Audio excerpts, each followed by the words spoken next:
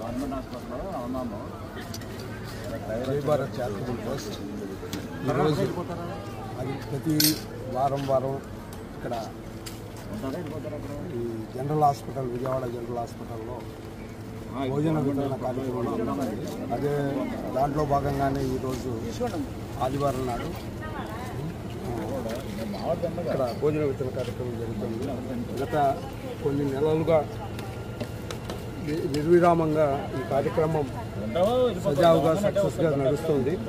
దీని కారకులైన శ్రీమతి జ్యోతి గారికి, శ్రీ శ్రీనివాసరావు గారికి, వాణి గారికి, అలాగే జై భారత్ చారిటబుల్ ట్రస్ట్ డొనేషన్స్ ఇచ్చేవారికి, అలాగే మెంబర్స్కి అందరికీ కూడా ధన్యవాదాలు, శుభాకాంక్షలు.